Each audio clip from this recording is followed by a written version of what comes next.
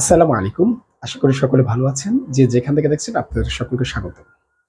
আমরা যারা আরবি ভাষাতে দক্ষতা অর্জন করতে চাই, বেসিক লেভেল থেকে অ্যাডভান্স লেভেলে যেতে চাই, আরবি ভাষা আরবি বিষয়ে আমরা মোস্ট অ্যাডভান্স লেভেলে মোস্ট বেসিকটা জেনে আরবিতে আমরা দক্ষতা অর্জন করতে চাই, তাদের জন্য এই ভিডিওগুলো।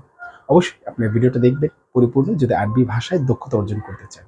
আর আজকে তার মধ্যে সবচেয়ে মোস্ট একটা ইম্পর্টেন্ট ক্লাস আরবি জগতের ভিতরে আমরা যারা আরবিতে জানি এবং আরবি গ্রামার সম্পর্কে ধারণা নিতে চাই, যারা এই ক্লাসটা দেখবেন অবশ্যই এই যারা এই ভিডিওটা দেখবেন অবশ্যই আরবি সম্পর্কে যদি ধারণা নিতে চান, এটা মোস্ট ইম্পর্টেন্ট একটা ভিডিও। কারণ এই ভিডিওটার ভিতরে এমন একটা টপিক আলোচনা করা হবে, শেষ পর্যন্ত না দেখলে আপনি এই টপিকটা কোনো মতেই বুঝবেন না। কারণ আরবি জগতের মধ্যে 16 প্রকার এসএম যে আমরা শুনেছি সবচেয়ে ঝামেলাপূর্ণ একটা এসএম বোঝাটা, এটাকে প্র্যাকটিক্যালি আপনি অ্যাপ্লাই করতে গেলে অনেকটা বিপদে পড়ে যাবেন। তাই সে সম্বন্ধে হালকা একটা ধারণা দেওয়া হবে বেসিক। এরপর তো আমরা এটা প্র্যাকটিস যখন আসবে তখন আমরা আলোচনা করবো, তবে বেসিকটুকু আপনাদেরকে দেওয়া হচ্ছে এখানে। অবশ্যই আশা করি আমাদের সাথে থাকবেন এবং দেখবেন। তো চলুন আমরা দেখে যাই, এবং অবশ্যই চ্যানেলটা সাবস্ক্রাইব এবং শেয়ার করে দেবেন। আর ইউটিউব থেকে দেখলে, ফেসবুক থেকে দেখলে অবশ্যই পেজটা ফলো করে দেবেন। তো এখন আমরা চলে যাচ্ছি বোর্ডে আমরা কি লিখছি। তো আমরা 16 প্রকার এসএম এর 5 নম্বর প্রকারে চলে এসেছি। সেটা হচ্ছে কি গয়র মুনসারিফ। গয়র মুনসারিফ যদি আমার বাক্যে ব্যবহার হয় সবচেয়ে একটা উম, ই একে বলা হয় কমপ্লেক্স একটা টপিক। এটাকে যতই আমরা পড়ি এটাকে বোঝাটা একটা কয়েকটা বিষয় আছে নাহুর ভিতরে, যেরকম গয়র মুনসারিফ, 16 প্রকার এসএম, এইগুলো একটু ঝামেলা করে। এছাড়া বেশি একটা ঝামেলা কিন্তু হয় না। তো এই বিষয়টা আমরা প্র্যাকটিক্যালে যখন ইউজ করতে যাই কিংবা প্র্যাকটিক্যাল আমরা আরবি কোনো প্যারা দেখি, এই প্যাসেজ দেখি, সেই প্যাসেজ থেকে এটা বের করা কঠিন হয়ে যায়। তাই আজকে আমরা এগুলোকে বেসিক লেভেল থেকে শিখবো এবং অ্যাডভান্স কিভাবে হওয়া যায় সে ব্যাপারটা আমরা ইনশাল্লাহ সামনের দিকে করতে থাকবো। তো এখন আমরা চলে যাই বোর্ডে, আমরা লিখে রেখেছি সেই ব্যাপারটাকে কিভাবে বুঝবো এবং কিভাবে বাস্তব জীবন আমাদের ভিতরে নিয়ে আসবো। চলুন, আমি লিখে রেখেছি গয়র মুনসারিফ। আগে আমরা একটু গয়র মুনসারিফের সংজ্ঞাটা জেনে নিই। গয়র মুনসারিফ সংজ্ঞাটা একটু ভালো করে বুঝতে হবে, না হয় কিন্তু আমাদের এই গরিব মুসলিম সম্পর্কে ধারণাটা খুব কম হবে। কারণ এটা একটা এমন একটা সেম, আপনাকে সহজে বুঝতে দেবে না, ধরতে পারবেন আপনি সেমটার ভিতরে কি আছে। আপনাকে একটু পড়লেই আপনি এখন বুঝবেন। দেখুন এখানে বলা আছে যে এস এম এর মধ্যে, যে এস এম এর মধ্যে মানউস সরফ এর, মানউস সরফ এর 9টি সবব, 9টি সববের দুটি সবব বা সমান ক্ষমতা সম্পন্ন একটি সবব পাওয়া যায়, তাকেই আপনার ওই বলে। ওই বলতে বুঝিয়েছে কি আপনাকে গয়রু মুনসারিফ বলে। আবার বলছি, যে এসএম এর মধ্যে মানউস সরফ এর 9টি সববের দুটি সবব, 9টি সবব আছে।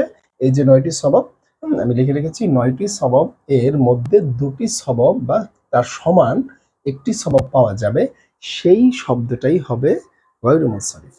আচ্ছা, এখন মানউস সরফ যদি আপনাকে একটু বলতে চাই তাহলে আমাকে একটু সময় দিতে হবে। আমি যদি আপনাকে মানউস সরফ আপনাকে একটু বোঝাতে চাই, আমার একটু ঠান্ডা, আমি একটু অনেকদিন যাবত, তো আমরা একটু মানউস সরফ আমরা একটু বিষয়টা দেখব, ঠিক আছে? মানউস সরফ বলতে আমরা যে বিষয়টা বুঝবো সেটা আমরা অলরেডি মুআরাব মাবনি অবশ্য এতদূর চলে এসেছি, আমরা জানি, কিছুটা আলোচনা করেছি।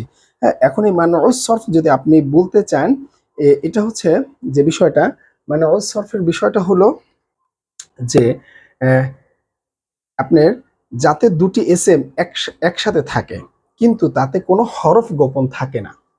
যেখানে দুটি এসএম একসাথে থাকে মুরাক্কাবে মিন ওয়াসফ বলা হয় এটাকে। দুটি হরফ দুটি এসএম একসাথে থাকে যার মধ্যে কি থাকে না, একটি হরফও গোপন থাকে না, তাকে আমরা কি বলবো, মানউস সরফ। তো এই মানউস সরফ সেই বিষয়টা, যেরকম আপনাকে যদি একটা উদাহরণ দেই, বাংলা বাক্য একটা আমাদের যেটা জানি, এই বিষয়টা এটা একটু হরকতের ব্যাপারে আমরা আলোচনা করব এখন। মানউস সরফের ব্যাপারটা তাহলে বুঝলাম, যে দুটি এসএম একত্রিত হয় কিন্তু তার ভিতরে কোনো একটা হরফ গোপন থাকে না, তাকে বলা হয় মুরাক্কাবে মানউস সরফ। এটাই আর কি মানউস সরফ, দুটি সববের যে কোনো একটি সবব পাওয়া যায় বা তার সমান ক্ষমতা সম্পন্ন, তাকেই বলা হয় মানউস সরফ। এই এখন এই গয়রু মুনসারিফের সবব 9টি, যথা এখন কি বলা হয়েছে, আদেল। আদেল মানে কি, আদেল শব্দের অর্থ হইল পরিবর্তিত, পরিবর্তিত নামপদ, ঠিক আছে? কি বলা হচ্ছে, পরিবর্তিত নামপদ। এখন এই পরিবর্তিত নামপদ আমরা যদি বলি, একজনের নাম হচ্ছে ওমর, একজনের নাম হচ্ছে ওমর, সেটাকে আপনি আমিরও বলতে পারবেন। এই দেখেন, এই স্বভাব, এইটার ভিতরে দুটো স্বভাব পাওয়া গেছে এই শব্দটার ভিতরে। আপনাকে জাস্ট আমি একটা উদাহরণ দেখাই, উদাহরণ যদি দেখাই, আমি এখানে একটু দেখাচ্ছি, আপনি খেয়াল করুন। এটা হচ্ছে উমার, হুম, এখন এই উমারকে আপনি আপনি চাইলে উ মা রু, হুম, আপনি এখন বললেন এখানে কি উমারু। এখন এই উমারকে আপনি চাইলে আপনি এটা বলতে পারেন, নামটা পরিবর্তন মিরু, মিরু। এই যে দেখেন পরিবর্তিত নামপদ। তো এই একটা শব্দের ভিতরে এই এস এম দুটোটাই কিন্তু, এটাই কিন্তু এস এম। একটা এস এম থেকে দুটো, একটা এস এম এর মধ্যে দুই ধরনের স্বভাব পাওয়া গেল। যে কি পাওয়া গেল, উমার, যে উমার মানে আদেল, আদেল মানে পরিবর্তিত নামপদ। তাহলে এরকম করে বাকিগুলো, এরকম করে বাকিগুলো এরকম এক একটা শব্দকে বুঝতে হবে, সেগুলোর ব্যাপারে আমি বিস্তারিত আলোচনা করবো ইনশাআল্লাহ। এটা বিশাল এক ক্লাস, তার ভিতর থেকে আমি সংক্ষেপে যেটা 16 প্রকার ইসম সেটা আলোচনা করছি। তাহলে উমার একটা আপনার নাম, সেটাকে আপনি চাইলে আমির বলতে পারেন। এখন এটা পরিবর্তন হলো কিভাবে সেটা আমরা পরবর্তীতে যখন এই গয়রুল মুনসারিফ শিখবো ইনশাআল্লাহ, তখন আপনি ডিটেইলস আলোচনা করবো সেখানে। জাস্ট আমি বেসিক দিচ্ছি। তো এই স্বভাব, এইটার ভিতরে দুটো স্বভাব, একটা মেইন অবস্থা থেকে দ্বিতীয় অবস্থায় আসলো, তাহলে এই দুইটি স্বভাব পাওয়া যায়, ঠিক না? আমরা বললাম সেটাই আমরা বলবো আদেল। দুটি স্বভাব এরকম করে থাকবে। এরপরে আপনি দুটি স্বভাব এর আমল আছে। তাহলে আমরা জাস্ট এতটুকু জেনে রাখি। এই যে এবার এক নম্বর গেল আদিল, পরিবর্তিত নাম। দুই নম্বর হচ্ছে গুণবাচক, ঠিক আছে? গুণ বুঝাবে। তাহলে কি বুঝাবে? আপনার ওয়াসফ মানে গুণ বুঝাবে। কোনো মানে এসএমটি এমন হবে যাকে কোনো গুণ বোঝানোর জন্য তৈরি করা হবে, ঠিক আছে? তাহলে এখানে আপনি যদি বলেন আসওয়াদ কালো, আহমার কালো, এটার ভিতরেও যে আপনি দুটো গুণ পাবেন, সেটা আমরা ওই যখন বিস্তারিত আলোচনা করব তখন আমরা এই জিনিসটা বুঝবো যে এটার ভিতরেও কিভাবে গুণ পাবেন। এরপরে কি স্ত্রীলিঙ্গ হওয়া, এরপরে কি নির্দিষ্ট হওয়া, এরপরে কি এই যে এটা হচ্ছে স্ত্রীলিঙ্গের শব্দ 3 নম্বরে, 4 নম্বরে হচ্ছে শব্দটা নির্দিষ্ট হওয়া, এটা হচ্ছে স্ত্রীলিঙ্গের শব্দ হওয়া 3 নম্বরে, আর এই 4 নম্বরে হচ্ছে কি নির্দিষ্ট হওয়া। 5 নম্বরে হুম 5 নম্বরে যেটা অনারবি শব্দ হওয়া, অনারবি, আরবি যে রিয়েল শব্দ সেটা না হয়ে অনারবি শব্দটা হওয়া। হুম তাইলে অনারবি শব্দ 3 অক্ষর বিশিষ্ট হয়। 3 অক্ষর বিশিষ্ট হলে তার মধ্যে মধ্য অক্ষরটা কি, আহ, যদি অনারবিটা শব্দ 4 অক্ষর 5 অক্ষর বেশি হয়, যদি তার মধ্যে 3 অক্ষর বিশিষ্ট হয় তাহলে মধ্যবর্ণ জবর বিশিষ্ট হয়, মধ্যবর্ণ হরকত বিশিষ্ট হয়। অনারবি শব্দ হলে মধ্যবর্ণ হরকত বিশিষ্ট হয়, জাস্ট এতটুকু মাথায় রাখি। পরবর্তীতে আমরা এটা বিস্তারিত আলোচনা করব। এরপরে আরেকটা পাবো তারকিব হওয়া। হুম তারকিব হওয়া, এখানে তারকিব মানে যৌগিক শব্দ প্রকাশ, মানে এই বিষয়টা এটা একটা বুঝতে হবে এখানে। এ তারকিব ইদফা মুবতাদা এ খবরের তারকিব না। এই যে মুবতাদা ইদফা যে আমরা তারকিব করি সেই তারকিব না এই তারকিবটা। তাহলে এটা একজন মানে ব্যক্তির নাম বুঝাবে, একটা তারকিব হবে, কিন্তু ব্যক্তির নাম মানে যে কোনো একটা কিছু বুঝাবে। অন্য মুবতাদা খবর যে তারকিব করে সিফাত মাউসুফে সেই তারকিব না, এটা একটু আলাদা টাইপের, এটা আমরা বিস্তারিত বুঝবো। এরপরে ফেলের ওজনে হবে। এরপরে শেষে আলিফ ও নুনে জাইদা হবে, ইমরান, শেষে রন হবে। এইরকম হবে এই 9 প্রকার। জাস্ট একটা বেসিক নিয়ে নেন, এরপর আমরা বিস্তারিত যাব। এই গেল আমাদের বেসিক। তার এই দুইটা, এই শব্দ থেকে আরেকটা শব্দ আসা গেছে, মানে এই দুইটা শব্দ পাওয়া যাবে প্রত্যেকটা ক্ষেত্রে, এরকম দুইটা দুইটা করে স্বভাব পাওয়া যাবে, সেটা আর কি বলছে। বা দুটো বা তার থেকে যে কোনো একটি, তার সমান ক্ষমতা সম্পন্ন একটি স্বভাব পাওয়া যাবে। তো এই হলো আমাদের 9 প্রকারের একটা মানে সামারাইজ একটা বক্তব্য। এরপরে আসি, না বুঝলে অবশ্যই কমেন্ট করবেন, ইনশাল্লাহ আমি চেষ্টা করবো পুরোটা অল্প সময়ের ভিডিও করে বুঝে নি, এর ভিতরে আমাকে শর্ট করতে হয়, কভার করতে হয়, কারণ এটা বিস্তারিত আলোচনা। এরপরে আপনি আসেন, এই গয়রু মুনসারিফ যে 9 প্রকার আছে সেই 9 প্রকার কিভাবে কাজ করবে, মানে শব্দের মধ্যে আসলে কখন পেশ পাবে, কখন জের পাবে, কখন জবর পাবে, কি ধরনের হরকত পাবে, বাক্যে ব্যবহার হলে এই 9 প্রকার শব্দ বা ইসেম, এই 9 প্রকার ইসেম, এগুলো বাক্যে ব্যবহার হলে কি ধরনের এরাব পাবে বা হরকত পাবে বা জবর যে পেশ পাবে সেটা আমরা বুঝবো। এবার বলছে যে 1 নম্বরে যদি আপনি লক্ষ্য করেন, 1 নম্বরে কথা বলা হয়েছে হালতের রফিতে 1 পেশ হবে। এই সকল ইসমে কখনো 2 পেশ আপনি দিতে পারবেন না, তানবিন হয় না এতে। তাহলে হালতের রফি এই 9 প্রকার ইসমের মধ্যে হালতের রফিতে আপনি 1 পেশ দিতে পারবেন।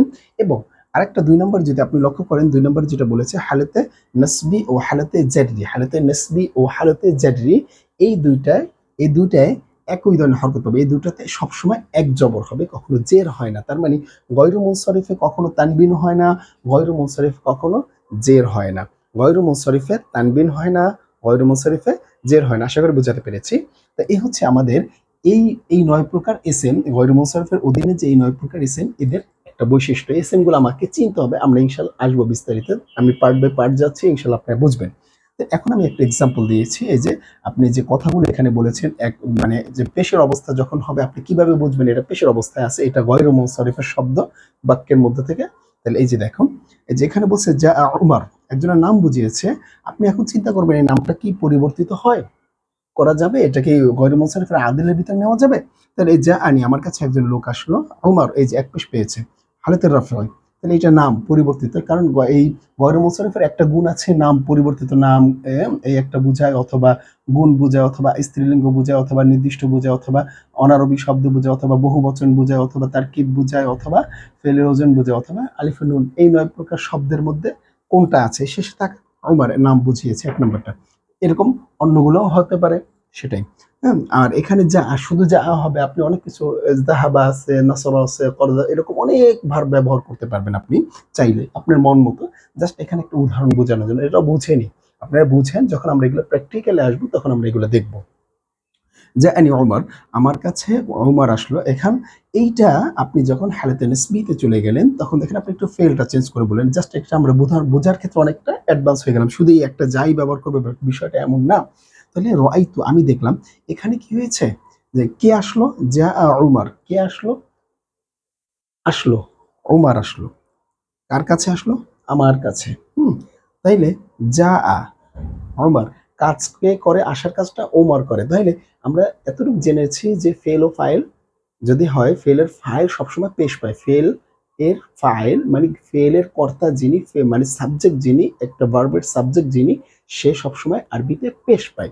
তাইলে এখানে কে আসলো, যা আসলো, ওমর কে আসলো, ওমর আসলো, কার কাছে, আমার কাছে। এখন আমি হচ্ছে অবজেক্ট বা আরবিতে মাফউল, ঠিক আছে। তাহলে এই কারণে এইখানে পেশটা পেয়েছে, এই কারণে হালতে রফঈ বলা হয়েছে, এই কারণে হালতে রফঈ বলা হয়েছে। আর এখানে যদি দেখেন হালতে নিসবি, হালতে নিসবিটা কিভাবে বুঝবেন দেখেন, রাআইতু, কে দেখেছে, আমি দেখেছি, জাস্ট এরকম জানতে হবে। আমরা যখন জানবো আস্তে আস্তে দেখতে দেখতে আপনি বারবার দেখবেন হয়ে যাবে। রাআইতু, আমি জেনেছি, আমি দেখেছি, আমি দেখেছি, কাকে দেখেছি, ওমর, আমরা জানি কাকে দেখেছি, ফেল এবং ফাইল, আমরা এতটুকু জানি, ফেল ফাইলের ব্যবহার, ফেল ও ফাইল এই দুটো যদি একসাথে হয়ে যায়, এরপরে যে অতিরিক্ত অবজেক্ট আসে, আরবি আরবি অবজেক্ট বা মাফউল আসে, সে সবসময় জবর পাবে, সে সবসময় জবর পাবে। জের পায় সেটা আরেকটা সিস্টেম, সে সবসময় জবর পাবে। তবে গয়রু মুনসারিফ, এই যে আপনি বলেছেন জবর হয়, এতে কখনো জের হয় না, এই 9 প্রকারে শুধু জবর হয়। এই যে হালাতে নাসবিতে মাফউল হিসেবে আসে, এটা আমি কাকে দেখলাম, ফেল ও ফাইলের কাছে দেখার কাজ আমি করেছি, আমি ফেল এবং আমি কর্তা এবং ফেল আমার কাছে, কাকে দেখেছি, ওমর, তাহলে আমি মাফউলকে পেয়েছি। জারি হালাতে, জারি হালাতে, জারি কি, মাররতু, আমি গমন করেছি বা গিয়েছি, কার কাছ থেকে, বি উমার, উমরের কাছ থেকে। এখন এটা হালাতে নাসবি, আমি বুঝবো কি করে, এটা হালাতে জারি বুঝবো কিভাবে? আরে ভাই একটু টেকনিক খাটান না, আপনি একটু ভালো করে চেয়ে দেখেন, দেখেন না আপনি কিভাবে চেয়েবেন। এটা ফেল এবং এটা ফাইল, ফেল ফাইল, এরপরে কি ওমর, ডিরেক্ট, ওমরের আগে আর কিছু আছে ফেল ফাইল ছাড়া, কিছু নাই। তাইলে কি ডিরেক্ট মাফুল, মাফুলে বিহি যাকে, তাহলে এটা হলো আপনার ফাইল বা মাফউল। না, এটা হচ্ছে ফাইল, ফেল ফাইল গেল, এবং মাফউল যাকে আমরা অবজেক্ট বলি, ডিরেক্ট অবজেক্ট, ফেলের কাজটা যার করে গেছে। তাহলে এভাবে করে চিনব, যদি আমরা দেখি এবং ফেল এবং ফাইল মানে সাবজেক্ট এবং ভার্বের পরে ডিরেক্ট অবজেক্ট চলে আসছে, ডিরেক্ট অবজেক্ট, অবজেক্টের আগে কোনো অন্য কোনো প্রিপোজিশন, কনজাংশন, আদার্স কোনো কিছুই নেই, অর্থাৎ হরফ নেই, কোনো ধরনের আমলকারী কোনো কিছু নেই, তাহলে আমরা সেই ডিরেক্ট আমলটাকে মাফউলে বিহি বলে, সেই অবজেক্ট বলে, সেটাতে সবসময় ডিরেক্ট জবর দিই।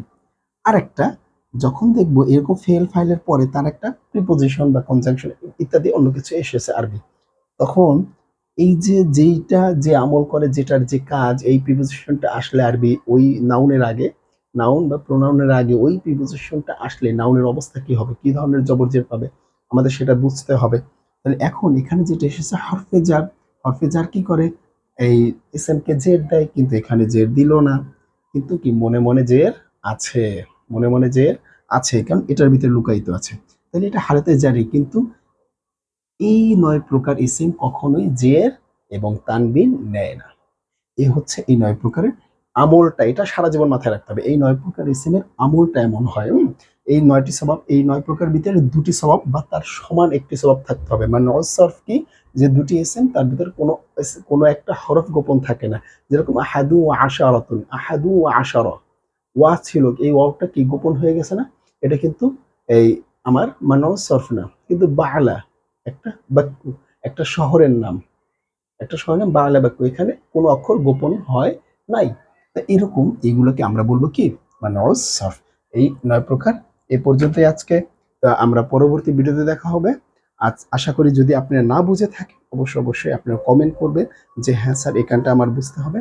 আর ইনশাআল্লাহ আমরা পরবর্তী ভিডিওতে নতুন কিছু নিয়ে দেখা হবে। আসসালামু আলাইকুম।